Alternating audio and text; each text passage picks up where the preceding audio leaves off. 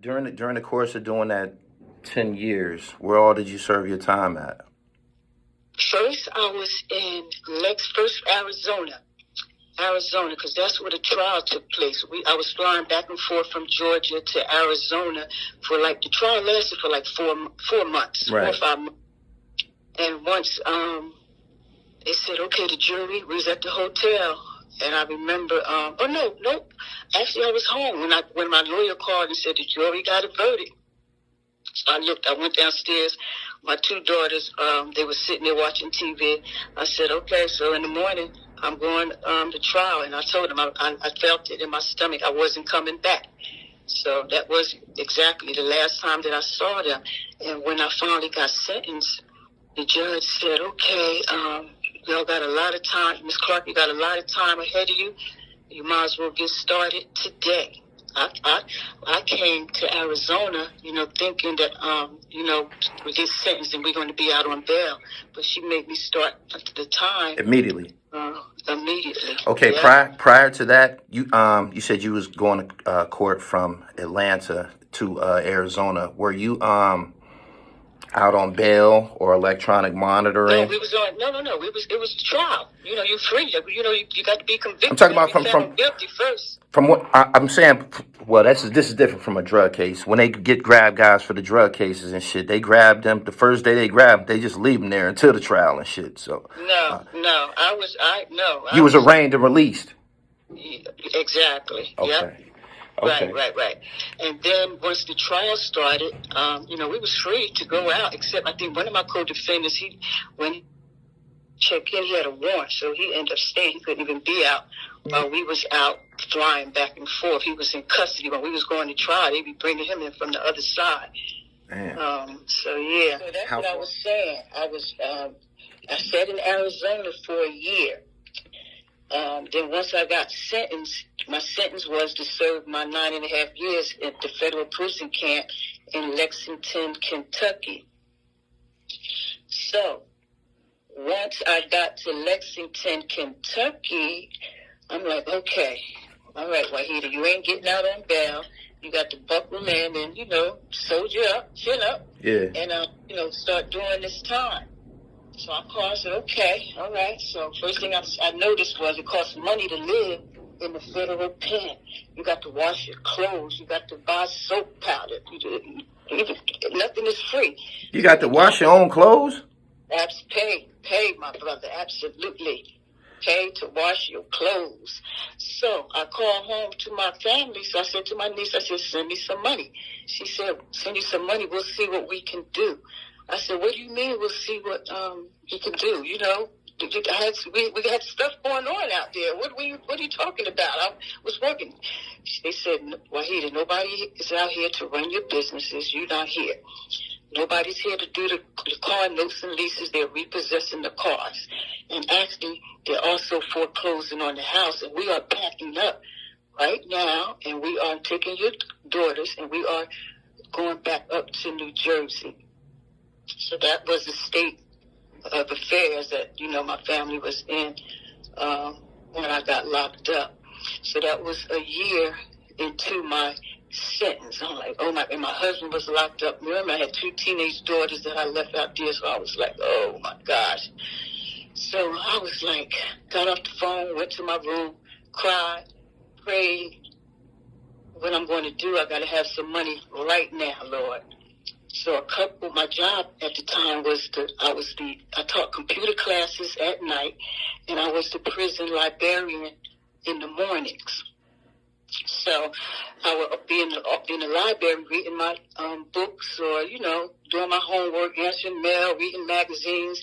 And this particular morning I had picked up a Vibe or XXL, I don't remember which one it was, and there was a picture in it of a sidebar of a guy that was in prison named Shannon Holmes, and he had written a book called Be More Careful. Yeah. Yep. I'm like, what? And remember, I had just prayed. I said, Lord, I got to do something. Help me, Lord. Show me something. What am I going to do? Right. So it said that he was in prison, and he had written a book called Be More Careful. Mm-hmm. I'm like, what? This dude is in prison, and he wrote a book. he had a book deal, he a celebrity, he a hood star right there in the prison. Yeah. I'm like, what? So look, I'm sitting in the library and I'm checking out all of the books on the bookshelves. Then I start visualizing my name on the spines of the books. Wahida Clark.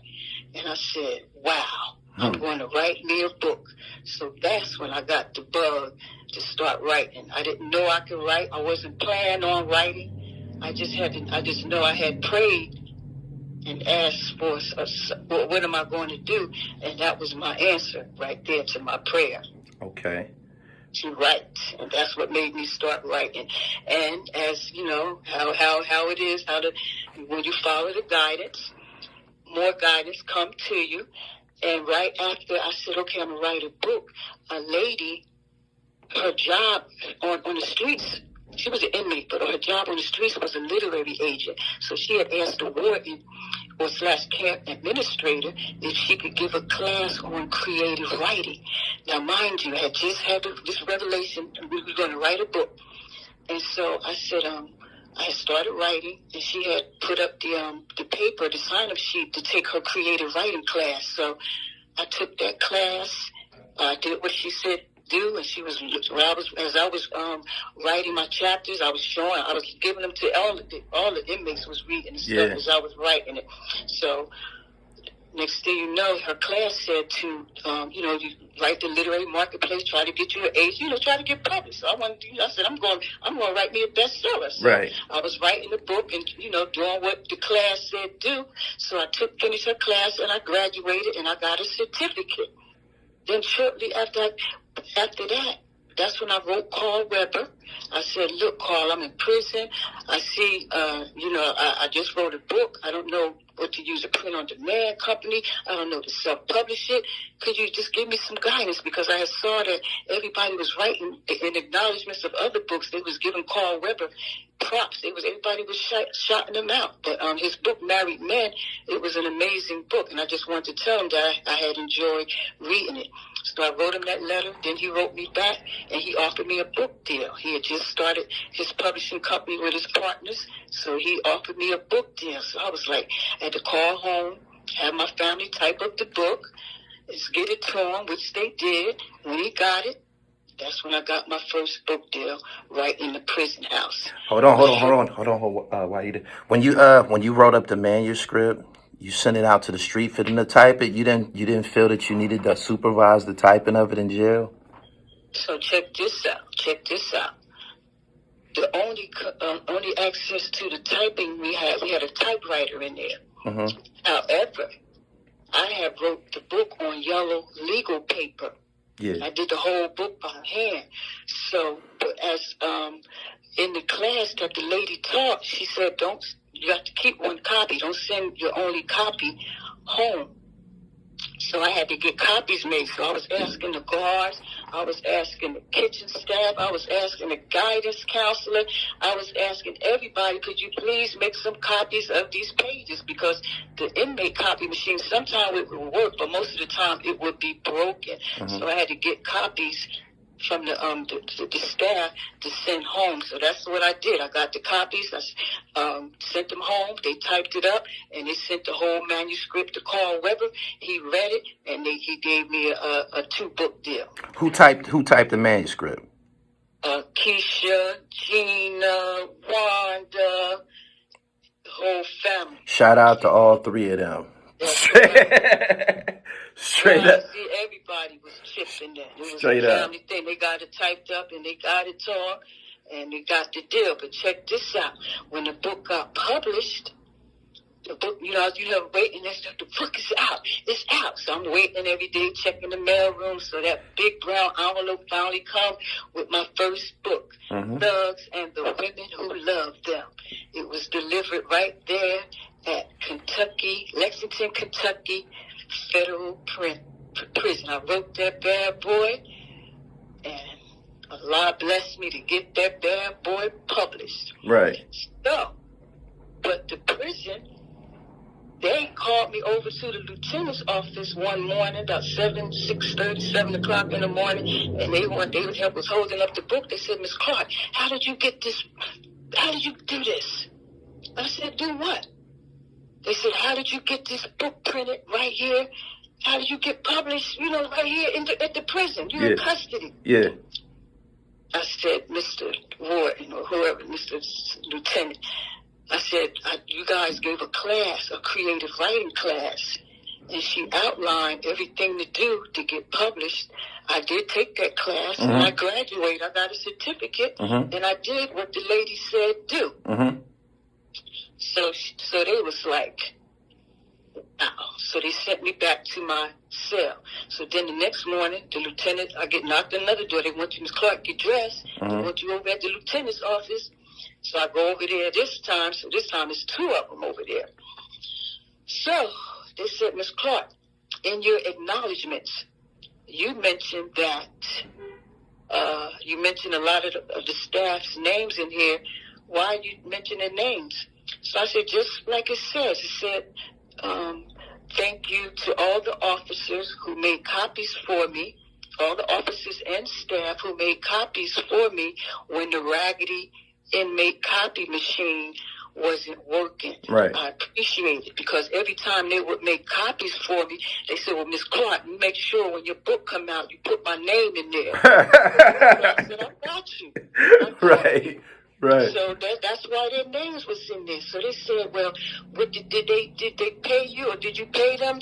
I said, no, the copy machine was broke. I had to make the copies. I use anybody. Look, the lunch lady, the third shift man, the maintenance, anybody who could make a copy, please make a copy. I got to send this home so my family could type this up. And they had compassion. Yeah. And they made the copies. Yeah. You know what I'm saying? Yeah. Gosh, all I did was think of it. They said they had to put me in a hole while they investigate that because they wanted to make sure no money was put back and forth or what have you. And come to find out, it said in the Bureau of Policy, the BOP, the policy manual says that in one part it says you can write a book while you're in prison and get published and make money off of it. But in another part of the same manual, it says you can't. So they didn't know what to do with me, so they left me in the hole for 9 months while they figured it out. Wow. So then the final verdict was they said I couldn't come back to Lexington, and then that's when they shipped me off to Alderson. So that answers your question. First, I did a year in Arizona. Then I did, I lasted about 4 or 5 in Kentucky, and then I did the Rex. I maxed out, and I'm Alderson, West Virginia. So those were the 3 federal prisons that I was in. They kill me. 9.5 years. They kill me with their bullshit security investigations. They was hating. They should have just said congratulations and all of that. Like, I know, trying to make it like it was a security issue locking you up. That was crazy as hell. But look, but check this out. So for the federal prison camp, the hole was the county jail. So they packed me up, so they sent me to the county jail, so I wasn't on federal grounds no more. And on federal grounds, you can't write to other prisons. So mind you, my book is out now. And everybody's feeling it, they liking it, so they put me in the hole. So while I was in the hole, which was the county jail, the girls didn't have no restrictions to write. They could write to whatever prison they wanted to. And the girls, and that's exactly what they were doing. They all had pen pals. And they wasn't writing 1 inmate or 2 inmates. They were sending out 5, 6, 7, 8 letters a night. Yeah. So I was like, oh, whoa. So I called home to my niece, Keisha.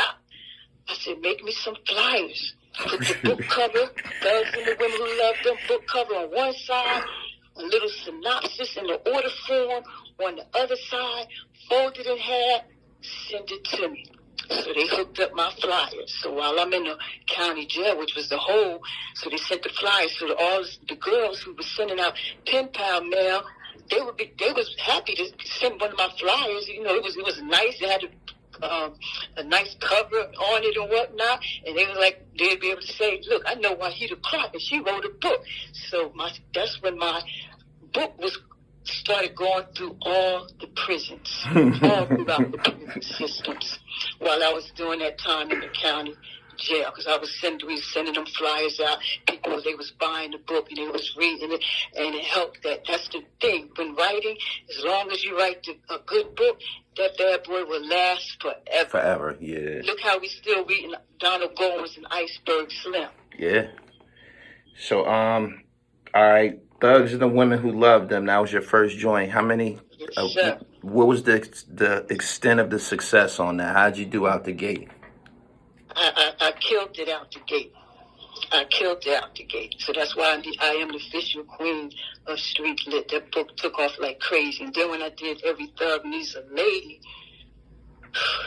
it just so happens that right there, because once I started writing and I got my flow going, I couldn't stop. So when I turned the book into Carl Weber, they had a company called Black Print Publishing. Yeah. So when I turned it into Carl Weber at Black Print, he said, "Well, Wahida, this is too big. You're going to have to chop this down." I was like, chopping that down? You know how this is dope. It's not, we ain't cutting nothing. So that's how I ended up with 2 books at the same time. Thugs and the Women Who Love Them. And then part 2, Every Thug Needs a Lady. So that made me the first street lit author to do a series. So, and that series has 7 books right now. Initially, it was one story. One big story, yep. It's just it was so long, cut it in half. So that's how I got Thugs and the Women Who Love Them, part 1, and Every Thug Needs a Lady, part 2. So all of these joints that came in succession, Every Thug Needs a Lady, Payback is a Mother, Thug Matrimony, Sleeping with the... I wrote Payback is a Mother when I was in the county jail that 9 months, because when the lieutenant came over to see me, when the SIS officer came over to see me, I said, that's when he told me that they didn't know what to do with me, because one party said I can write and the other part I can't write and get paid. So he said, just go ahead, while you in here waiting, just go ahead and write another book. And I was like, you know what? That's what I'm going to do. And because in the county jail, there's all different type of people coming in that joint. There's a revolving door. Yeah. Every weekend, it was a new crew. And they were some colorful people. So I ended up writing the book, Payback is a Mother, while I was in that spot in the county jail. Because there was some chicks from Memphis in there. And they was a crew. They were off the chain. So that's when I wrote the book. And that's based out of Memphis. Payback is a Mother. Okay, now in totality, all the books together, is that a series?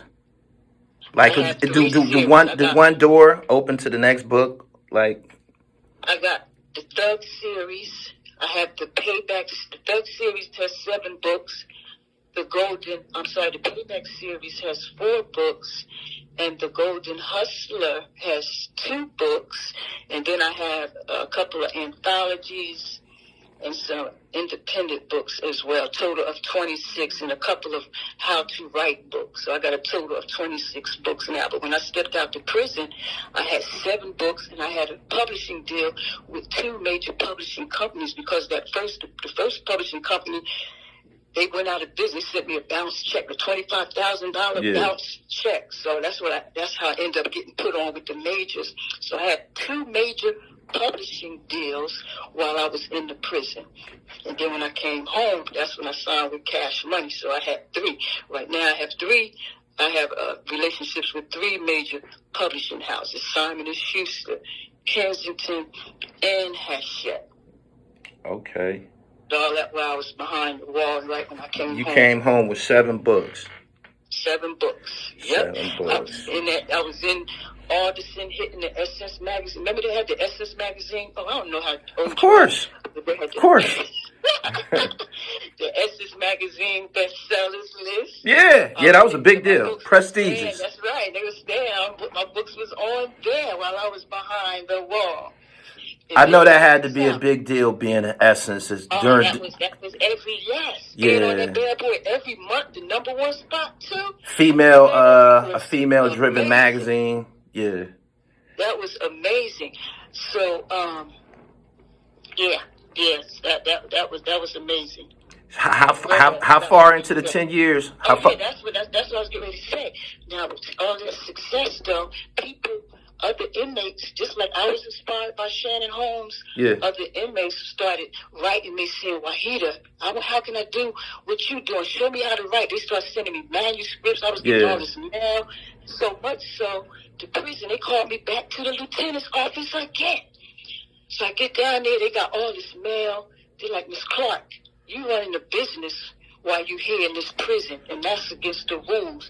And I got in trouble again in the hole again. Yeah, it was I believe, I know in New York, I believe they passed a law that people can't make money from jail because when Shine was doing his 10 years for that situation with Puff, I believe people tried to give Shine money a couple times, like sign him while he was doing the 10 years, and New York State was like, nah, y'all got to wait till he come home. Yep. Yes, sir. That's crazy. That was the deal with that, sir. While you was doing the 10, can you name some reputable inmates that you served time with? Some who? Reputable inmates that you served some of that 10 years with, because I'm about to go into this Trap Queen thing. So check it out. Of course, Big 50, she used to cook for me when we was in Alderson. Okay. So that's the only, for the Trap Queens, that's the only one I signed. Aisha Hall and Jamila T. Davis. I met Yana Bean while she was out. Amazing. You met Jamila when she was home or in prison? Yeah, when she was home, in prison, because that's when they signed them to a book deal called, they put out the Pink Panther clip. Yeah. Very successful. Yeah. Tell her that I met somebody and she got to check out this book. So then we go ahead and do the interview, whatnot, and the sister gives me her phone number and she said to give her a call. So me and my homegirl, after we go home from school, we're in the 9th grade. So you couldn't tell us we wasn't grown. So after we go home from school, we wanted something to do. We said, let's go down the hill. Let's go down the hill. So, let's do something. So we said, well, let's call the girl, the sister who gave us the book. So my homegirl, she said, they Muslim. She said, I ain't going to be no Muslim because I ain't stopping to eat no pork. So I said, well, me neither, but I ain't wearing no long clothes. But let's call them anyway because they might smoke reefer. So she said, yeah, call them. So we called them up, and we couldn't understand the name that was on the paper. So we were saying, hello, is Yasmin there? They was like, so the girl said, who? So we were saying names. So she finally said, you mean Izima? So I said, yes, that's her.